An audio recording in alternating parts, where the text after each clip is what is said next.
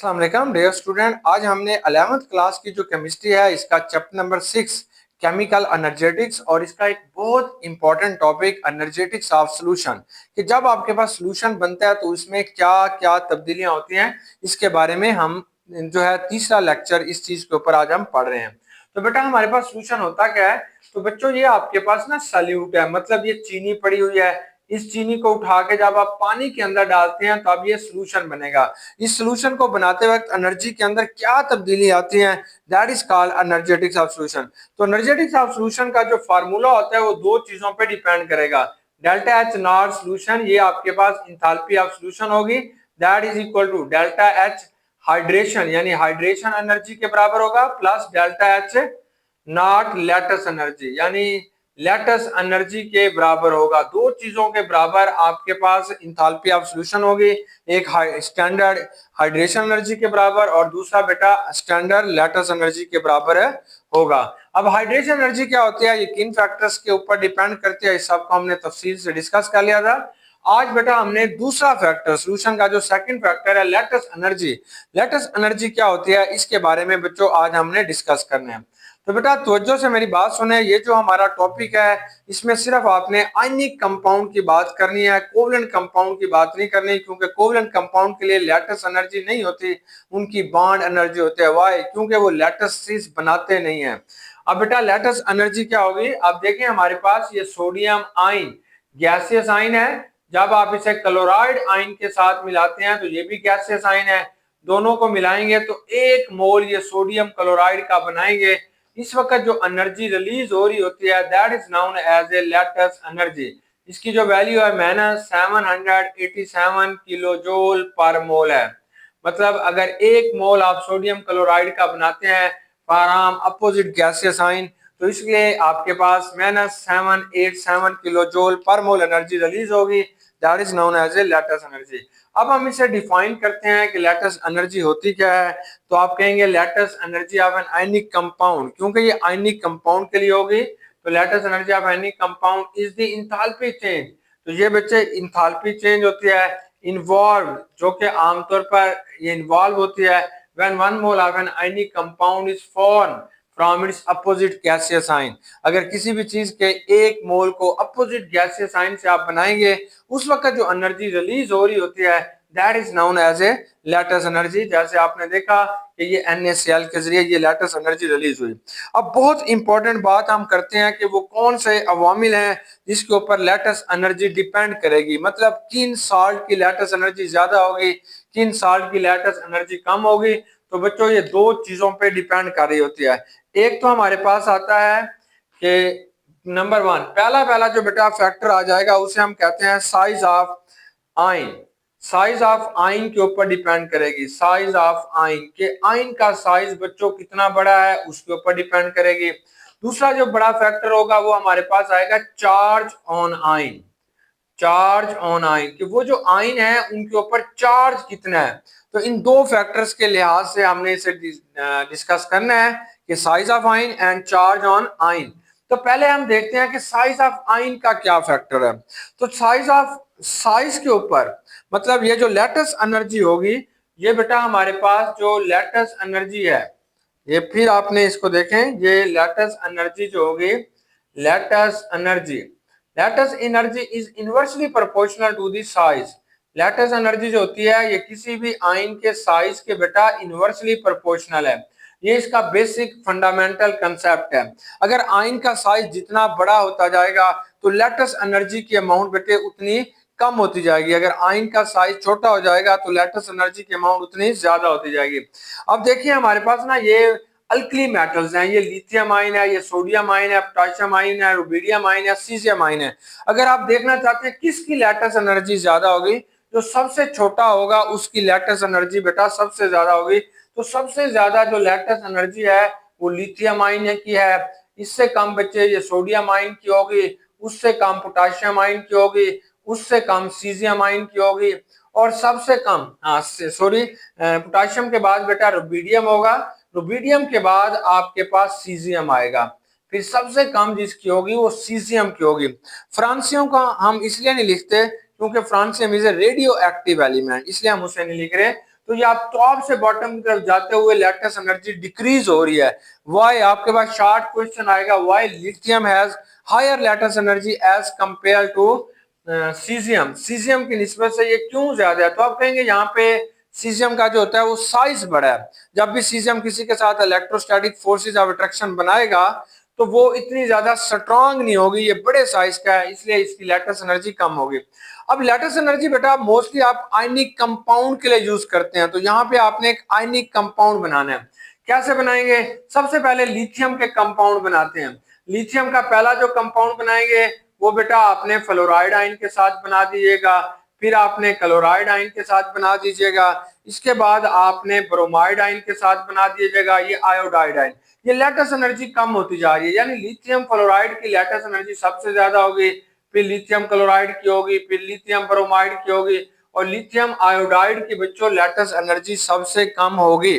अब आपसे क्वेश्चन आता है तो ये इसका बेटा आपके पास अरेंजमेंट क्या होगी? ये होगी लिथियम जो है फ्लोराइड ये सबसे ज्यादा है, फिर लिथियम क्लोराइड है, फिर बेटा लिथियम ब्रोमाइड है, फिर लिथियम आयोडाइड है। तो ये आपसे पूछता है क्यों लिथियम फ्लोराइड की लेटेस्ट एनर्जी सबसे ज्यादा है?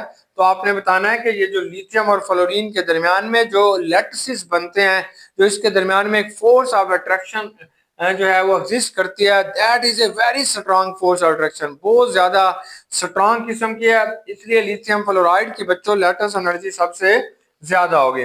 अगर आप एक ही कंपाउंड को देखते हैं, मतलब सबको आपने फ्लोरीन के साथ मिलाया, सोडियम का सोडियम फ्लोराइड बनाया, और पोटाशियम का बेटा पोटाशियम फ्लोराइड बनाया, और रुबीडियम फ्लोराइड बनाया, सबके आपने सिर्फ फ्लोराइड्स बनाते हैं, यानी फ्लोरीन के साथ इनको जोड़ते हैं। नीचे वाला एनाइन है, इधर बेटा आपके पास केटाइन है।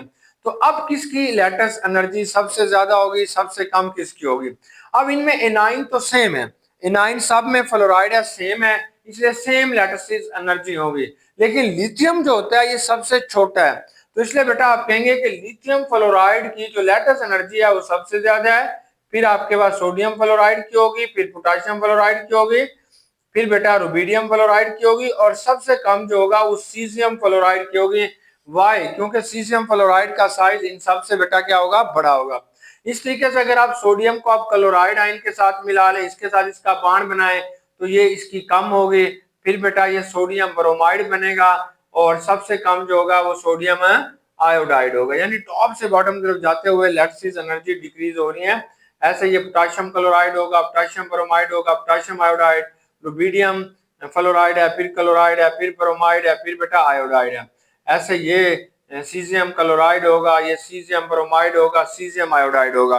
तो आप देख रहे हैं अगर टॉप से बॉटम की तरफ आप मूव कर रहे हैं तो इनके एनाइन और केटाइन जैसे जैसे साइज में इंक्रीज होते जा रहे हैं, वैसे वैसे बेटा इनकी लेटेस्ट एनर्जी जो होती है वो भी आपके पास क्या होती जा रही है? डिक्रीज होती जा रही है, कम होती जा रही है। इसकी वजह यही है कि इसके अंदर साइज इंक्रीज हो जाएंगे, उसको तोड़ना थोड़ा आसान हो जाएगा, इसलिए लेटेस्ट एनर्जी जो होती है वो डिक्रीज हो जाती है।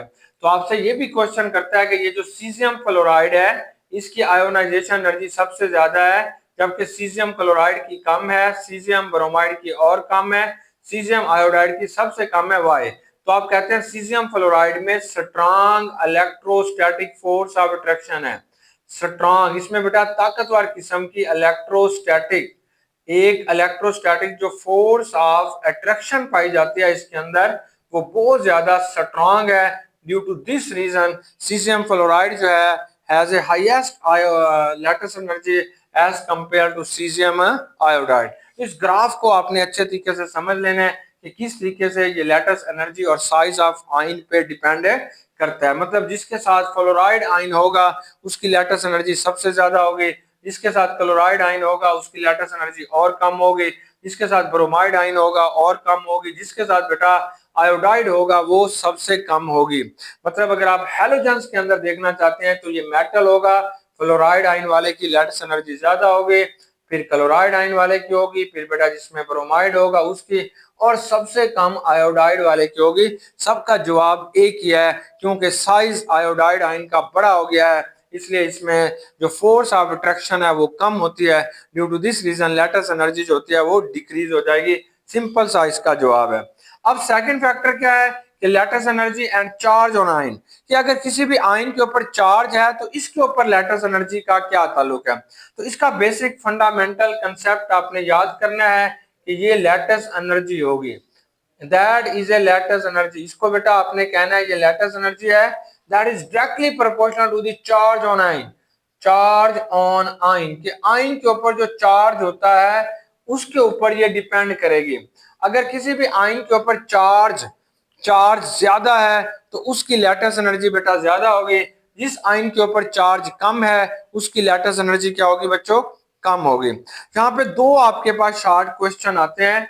पहला शॉर्ट क्वेश्चन यह है कि अगर आपने MgO को बनाते हैं यानी मैग्नीशियम ऑक्साइड्स को बनाते हैं तो इसकी बेटा लेटेस्ट एनर्जी की वैल्यू ज्यादा है, कैसे बनेगी। तो ये मैग्नीशियम आयन होगा, +2 है, ये मैग्नीशियम आयन है, इसके साथ बच्चे ऑक्सीजन मिलेगा, ये ऑक्साइड आयन है, दोनों को मिला दीजिएगा तो it can be form magnesium oxide, तो ये मैग्नीशियम ऑक्साइड बनेगा। इसकी जो आपके पास लेटेस्ट एनर्जी की वैल्यू आ रही है that is equal to -3923 kilo joule पर मोल, इसकी बेटा लेटेस्ट एनर्जी की वैल्यू है। इसके मुकाबले में एक आपने एक और कंपाउंड को देखें जिसे आपने लिथियम फ्लोराइड कहते हैं। अब ये जो लिथियम आयन है, ये लिथियम आयन है, ये बेटा फ्लोराइड आयन है, दोनों को मिला दीजिए तो it can be form lithium fluoride, तो ये लिथियम फ्लोराइड बनेगा। इसकी जो हमारे पास लेटेस्ट एनर्जी की वैल्यू आ रही है वो -1049 किलो जूल पर मोल जो है बच्चों, इसकी क्या आ गई है, वैल्यू आ रही है। इतनी लेटेस्ट एनर्जी जो होती है वो यहाँ से रिलीज होती है जब 1 मोल ऑफ लिथियम फ्लोराइड बनेगा। अब क्वेश्चन आता है कि वाई मैग्नीशियम ऑक्साइड, क्योंकि मैग्नीशियम ऑक्साइड की लेटेस्ट एनर्जी लिथियम फ्लोराइड से क्यों ज्यादा है, क्यों ज्यादा है, गिव रीजन जस्टिफाइड। हत्ता के अगर इन दोनों के आपने साइज देखते हैं, अगर आप इसमें साइज देखना चाहते हैं, किसका साइज, साइज ऑफ केटाइन, अगर आपने मैग्नीशियम आयन का साइज देख लें या बेटे आपने लिथियम आयन का साइज देख लें तो बोथ हैव सेम साइज, दोनों के सेम साइज होते हैं, तकरीबन इनके साइज एक दूसरे के बराबर होते हैं। अगर बेटा इनके एनाइन के साइज देखें तो वो भी सेम होते हैं, जितना ऑक्सीजन ऑक्साइड आयन का साइज होगा उतना ही बच्चों हमारे पास फ्लोराइड आयन का साइज होता है। तो ये भी जो साइज होंगे ये भी तकरीबन नियर अबाउट इक्वल हैं, बराबर हैं। अगर इनके लैटिसेस के अंदर ये जो इनका क्रिस्टल लैटिस बनेगा, जो इनकी स्ट्रक्चर बनती है क्रिस्टल लैटिस, वहां पे अगर आप इनको देखें तो दे हैव सेम अरेंजमेंट, तो इनकी जो अरेंजमेंट होती है सेम अरेंजमेंट होती है, जैसे केटाइन और एनाइन आपस में अरेंजमेंट शो कर रहे होते हैं वो भी इनकी सेम होती है। तो फिर क्यों मैग्नीशियम ऑक्साइड की लेटेस्ट एनर्जी ज्यादा है जबकि लिथियम फ्लोराइड आयन की कम है, जबकि लिथियम फ्लोराइड की बेटा कम है। इसकी रीजन ये है because magnesium ion is A double positive charge, oxide ion is A double positive charge, क्योंकि मैग्नीशियम और ऑक्साइड आयन के ऊपर दो दो चार्ज हैं, मतलब मैग्नीशियम आयन पे डबल पॉजिटिव चार्ज है, ऑक्साइड आयन पे डबल बेटा नेगेटिव चार्ज है। इसलिए इन दोनों के दरमियान में जो फोर्स ऑफ अट्रैक्शन एग्जिस्ट कर रही है, मतलब मैग्नीशियम आयन और ऑक्सीजन के दरमियान में जो फोर्स ऑफ अट्रैक्शन बेटा एग्जिस्ट कर रही है that is a stronger electrostatic force of attraction, वो फोर्स ऑफ अट्रैक्शन ज्यादा स्ट्रांग है as compare to lithium fluoride, lithium fluoride की निस्बत से ये फोर्स ऑफ अट्रैक्शन ज्यादा है। ड्यू टू दिस रीजन कि मैग्नीशियम ऑक्साइड जो होगा इसकी बेटा लैटिस एनर्जी ज्यादा होती है as compare to lithium fluoride, lithium fluoride की निस्बत से इसकी ज्यादा होगी। सिमिलरली अगर आपके पास कोई और आ जाता है जैसे Al2O3 है, अगर आप इसको देखेंगे तो इसकी लेटेस्ट एनर्जी मैग्नीशियम ऑक्साइड से भी ज्यादा होगा, क्योंकि ये जो एल्यूमिनियम आयन है ये इसके ऊपर 3 पॉजिटिव चार्ज हो गया। अगर सबके आपने ऑक्साइड देख लें तो बच्चों हमारे पास जो एल्यूमिनियम है इसके ऊपर पॉजिटिव 3 चार्ज है, तो इसकी लेटेस्ट एनर्जी मैग्नीशियम से और सोडियम आयन से इसकी लेटेस्ट एनर्जी ज्यादा हो जाती है। Due to this reason it has a greater lattice energy as compared to magnesium oxide and sodium oxide की निस्बत से ये ज्यादा हो जाएगा। अब ये जो बेटा हमारे पास लेटेस्ट एनर्जी होती है ये also affect the lattice energy and hydration energy also affect the solubility of a salt। अब हम कुछ साल्ट देखते हैं और इसके ऊपर इनकी सॉल्युबिलिटी को चेक करते हैं और इसके ऊपर देखते हैं लेटेस्ट एनर्जी और हाइड्रेशन एनर्जी का क्या असर होगा। सबसे पहले आपके पास जो बात आती है वो ये है कि डेल्टा एच नॉट यानी इंथैल्पी ऑफ सॉल्यूशन जो होती है वो दो चीजों पे डिपेंड कर रही है। एक तो इंथैल्पी ऑफ हाइड्रेशन पे प्लस बेटा इंथैल्पी ऑफ लैटस एनर्जी के ऊपर डिपेंड करेगी। ये दो बातों के ऊपर हमारे पास ये डिपेंड करती है। कौन चीज बेटा? Enthalpy of solution. अब सबसे पहले हमने सेकंड ए ग्रुप के अंदर कौन से एलिमेंट है, अगर आपको नहीं आते तो आप याद कर लें। वो कौन से हैं? ये बेटा मांगे कार स्कूटर, ये बेटा मांगे कार स्कूटर बाप राजी, ये वाले जो ग्रुप होता है, ये वाला जो बेटा ग्रुप है आपके पास सेकंड है, beryllium, magnesium, calcium, strontium, barium और radium, they belong to second A group of periodic table. ये पीरियोडिक टेबल का सेकंड ए ग्रुप है, that is also called alkali metals. अब हमने इन सब के हाइड्रो ऑक्साइड बनाने हैं, यानी इनके साथ OH लगाने हैं। ब्रिलियम के साथ 2 OH लगा दो तो ये ब्रिलियम हाइड्रोक्साइड बन जाएगा, ये मैग्नीशियम हाइड्रोक्साइड बनेगा, ये बेटा कैल्शियम हाइड्रोक्साइड बनेगा, ये हमारे पास स्ट्रोंशियम हाइड्रोक्साइड बनेगा, ये बच्चों बेरियम हाइड्रोक्साइड बनेगा, और ये आपके पास रेडियम हाइड्रोक्साइड है बनेगा। ये सारे हाइड्रोक्साइड्स हैं। अब आप इनको उठा के, ये हमारे पास पानी पड़ा हुआ है, अब एक एक को उठा के आप पानी के अंदर डाल रहे हैं और फिर आप चेक करें इनमें से कौन जल्दी हल हो रहा है, कौन किसकी सॉल्युबिलिटी ज्यादा है, मतलब किसकी सॉल्युबिलिटी ज्यादा और किसकी सॉल्युबिलिटी बच्चों क्या है, कम है। तो इनकी जो सॉल्युबिलिटी है वो दो फैक्टर्स के ऊपर डिपेंड कर रही है। वो दो फैक्टर्स कौन से हैं वो आपने अभी देखे हैं। एक हाइड्रेशन है, हाइड्रेशन एनर्जी है, और दूसरा बेटा आपके पास क्या है, लैटस एनर्जी है। Hydration energy and latus energy, ये दो फैक्टर्स के ऊपर डिपेंड कर रही है। अब इनमें से कौन सा फैक्टर डोमिनेंट होगा? अगर बेटा ब्रिलियम से बेरियम की तरफ या रेडियम की तरफ जाते हुए टॉप से बॉटम की तरफ, नीचे की तरफ जा रहे हैं, तो हाइड्रेशन एनर्जी डिक्रीज हो रही है। हाइड्रेशन एनर्जी जो होती है वो बेटा डिक्रीज हो रही है, hydration energy decreases, hydration energy जो होगी वो डिक्रीज हो रही है। लैटस एनर्जी क्या कर रही है? वो भी डिक्रीज हो रही है। तो आप बताएंगे लैटस एनर्जी आल्सो डिक्रीजेस। ये जो लैटस एनर्जी होगी वो भी बच्चों टॉप से बॉटम की तरफ जाते हुए क्या करती है, डिक्रीज होती जा रही है। दोनों कम जो है वो डिक्रीज हो रहे हैं। अब जो देखा गया कि ये जो लैटस एनर्जी है, ये जो लैटस एनर्जी है ये टॉप से बॉटम की तरफ जाते हुए ज्यादा डिक्रीज हो रही है, यानी decrease in latus energy is more. Latus energy जो होगी वो ज्यादा डिक्रीज हो रही है, लैटस एनर्जी के अंदर जो कमी आ रही है वो ज्यादा हो रही है एज कंपेयर टू हाइड्रेशन। लेकिन ये जो हाइड्रेशन एनर्जी है वो लैटस एनर्जी की निस्बत से कम डिक्रीज हो रही है, जबकि लैटस एनर्जी बेटा ज्यादा डिक्रीज हो रही है। मतलब क्या है कि जैसे इस पानी को आप कंपाउंड के अंदर डालेंगे ये जल्दी नहीं टूटेगा, मैग्नीशियम हाइड्रोक्साइड जल्दी जल्दी मैग्नीशियम हाइड्रोक्साइड आयन अलग हो जाएंगे। जब बेरियम हाइड्रोक्साइड को आप पानी के अंदर डालते हैं तो बेरियम हाइड्रोक्साइड बहुत जल्दी अपने आप को ब्रेकअप करेगा इनटू बेरियम आयन में, प्लस बेटा हाइड्रोक्साइड आयन में जल्दी ब्रेकअप होगा, जल्दी टूटेगा। तो इसका मतलब यह है कि इसके अंदर लैटस एनर्जी की वैल्यू बहुत कम है। जैसे ये टूटेगा पानी आके इसे घेर लेगा, जब पानी घेरेगा तो ये हाइड्रेशन है, ये हाइड्रेशन की वैल्यू कम तो हो रही है क्योंकि साइज बढ़ता जा रहा है, लेकिन बेटा फिर भी लैटस एनर्जी से इसकी वैल्यू ज्यादा होगी। तो ये बेरियम के साथ या हाइड्रोक्साइड आयन के साथ ज्यादा फोर्स ऑफ अट्रैक्शन शो करेंगे। Due to this reason it is a exothermic process होगा। ये वाला जो प्रोसेस होगा ये एक्सोथर्मिक होगा, मतलब ये है कि यहां से हीट इवॉल्व होगी, एक्सोथर्मिक। तो ये एक्सोथर्मिक प्रोसेस होगा, इसलिए बेटा यहां से हीट जो होती है वो इवॉल्व होगी। और delta H not solution, delta H not जो सोल्यूशन है इसकी जो वैल्यू होगी वो नेगेटिव में आएगी, हीट इज इवॉल्व होगी। और दूसरा बेटा ये जो सॉल्युबिलिटी होगी वो increases down the group, solubility इनकी डाउन द ग्रुप इंक्रीज हो जाएगी। सॉल्युबिलिटी इंक्रीजेस मतलब पानी में सॉल्युबिलिटी इंक्रीजेस, पानी में जब आप इन्हें हल करोगे तो ज्यादा जल्दी हल होगा। मतलब बेरिलियम हाइड्रोक्साइड जो है ये पानी में जल्दी हल नहीं होगा, मैग्नीशियम हाइड्रोक्साइड जो होगा वो ज्यादा तेजी से हल होगा, कैल्शियम हाइड्रोक्साइड इससे ज्यादा तेजी से पानी में हल होगा, और सबसे ज्यादा तेजी से बेटा बेरियम हाइड्रोक्साइड और रेडियम हाइड्रोक्साइड ज्यादा तेजी से पानी के अंदर हल होंगे क्योंकि इनकी सॉल्युबिलिटी ऊपर वालों की निस्बत से जरा ज्यादा है। अब आपके पास एमसीक्यूज आ गया कि बेरिलियम हाइड्रोक्साइड ये जो है पानी, इनमें से कौन ज्यादा पानी में हल होता है, ये एमसीक्यूज के तौर पर आपके पास आएगा। तो आप बताएंगे बेरियम हाइड्रो जो नीचे वाला होगा उसकी सॉल्युबिलिटी पानी के अंदर ज्यादा है। तो वो पूछता है बेरियम हाइड्रोक्साइड क्यों पानी के अंदर ज्यादा हल होता है, तो आप कहेंगे इसमें हाइड्रेशन एनर्जी की वैल्यू जो होती है वो लैटिस एनर्जी से ज्यादा होती है। ड्यू टू दिस रीजन यहाँ से मोर एनर्जी इवॉल्व हो रही होती है। Due to this it can be dissolve more rapidly in water, पानी के अंदर ज्यादा हल हो जाएगा कौन, barium hydroxide as compare to beryllium hydroxide.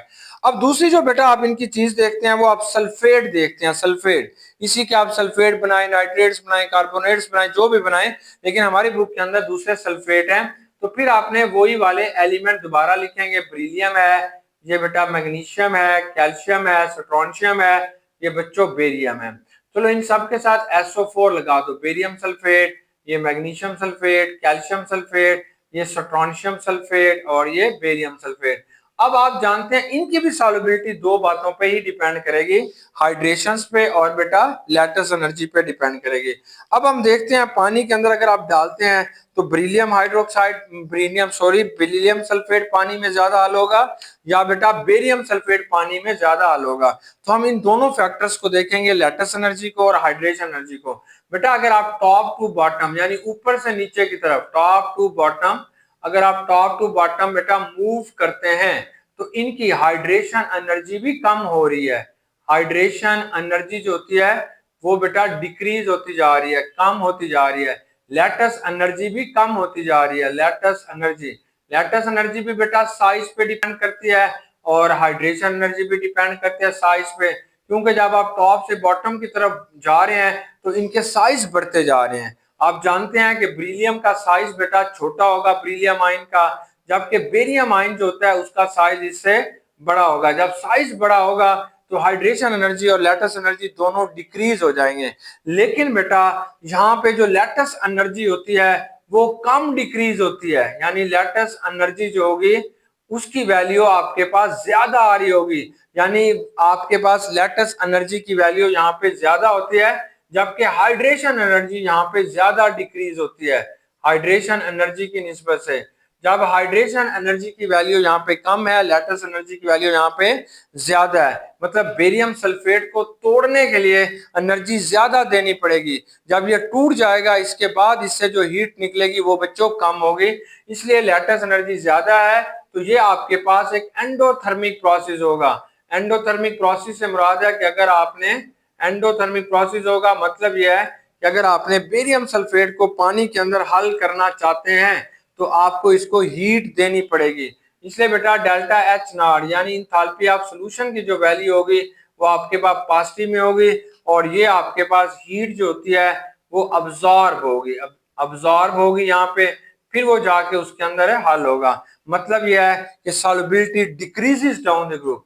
दूसरे लफ्जों में आप कहेंगे सॉल्युबिलिटी कि इसकी जो सॉल्युबिलिटी होती है वो डिक्रीजेस डाउन द ग्रुप, वो डिक्रीज होना शुरू हो जाएगी डाउन द ग्रुप। जैसे जैसे आप नीचे की तरफ मूव कर रहे हैं तो इनकी जो सॉल्युबिलिटी होती है वो बेटा डिक्रीज हो जाएगी। मतलब यह है कि बेरिलियम सल्फेट, अब आपने उल्टे निशान लगाने हैं, ये एमसीक्यूज आएंगे कौन पानी में ज्यादा हल होता है, तो आप बताओगे बेरिलियम सल्फेट की सॉल्युबिलिटी ज्यादा है, फिर मैग्नीशियम सल्फेट की और ज्यादा है, फिर बेटा आपके पास कैल्शियम सल्फेट है, ये ऐसे कम होती जा रही है। बेरियम सल्फेट की जो सॉल्युबिलिटी है वो सबसे कम है। Barium sulphate is least soluble in water, पानी के अंदर ये कम हाल होता है। क्यों? क्योंकि इसकी लैटिस एनर्जी बेटा यहाँ पे आपके पास क्या चीज आ रही है कि लैटिस एनर्जी की वैल्यू हाइड्रेशन एनर्जी से ज्यादा हो गई, इसलिए ये पानी के अंदर कम हाल होगा और ये एंडोथर्मिक प्रोसेस होगा, यहाँ पे हीट देनी पड़ेगी। ये एमसीक्यूज में आएंगे और वो आपसे पूछ सकता है why beryllium sulphate, barium sulphate जो होगा more soluble in water but barium sulphate is a less soluble in water, तो आप कहेंगे इसकी लैटिस एनर्जी ज्यादा है, इसकी बेटा लैटिस एनर्जी कम है। अब हमने calculating the enthalpy change of solution एक साइकिल बना के बताना है कैसे होगी। बेटा हमारे पास ये एक आयनिक कंपाउंड है, ये बच्चों आपके पास जो चीज है इसको आपने क्या कहना है, आयनिक कंपाउंड।